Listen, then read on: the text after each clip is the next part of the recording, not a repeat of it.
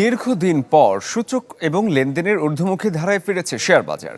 গত সপ্তাহেও বজায় ছিল সেই প্রবণতা। এই সময়ে গড় লেনদেন বাড়ে প্রায় 54%। তবে প্রথম সপ্তাহের তুলনায় দ্বিতীয় সপ্তাহে গড় সূচক কমেছে ঢাকা স্টক এক্সচেঞ্জে।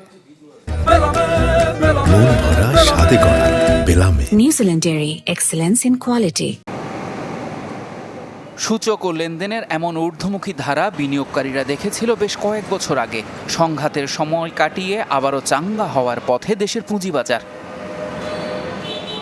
৮ আগস্ট থেকে বাড়তে শুরু করে পুঁজিবাজারের সূচক। পুরো সপ্তাহ জুড়ে ঢাকা স্টক এক্সচেঞ্জের প্রধান সূচক ডিএসইএক্স গড়ে ৫,৯০০ পয়েন্টের উপরে অবস্থান করছিল।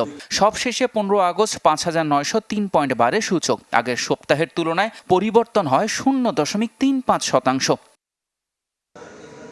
সূচকের পাশাপাশি বেড়েছে লেনদেনের ধারা। ৮ আগস্ট লেনদেনের পরিমাণ ১,৬০৬ কোটি টাকা।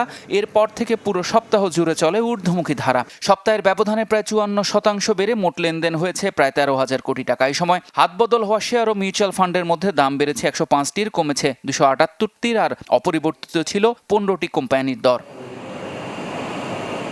গড় লেনদেনের শীর্ষে ছিল ৩টি টেলিকম প্রতিষ্ঠান, যাদের শেয়ারের সম্মিলিত দর বেড়েছে প্রায় ৪৫০%। ১৭৩% বেড়েছে বিমায়, আর্থিক প্রতিষ্ঠানের ১১৯ ও ব্যাংকের ১০৩। শীর্ষ দর বৃদ্ধি ছিল গ্রামীণ ফোনের, দ্বিতীয় অবস্থানে ছিল ব্র্যাক ব্যাংক এবং তৃতীয় অবস্থানে square Pharma. Desk report, channel 24।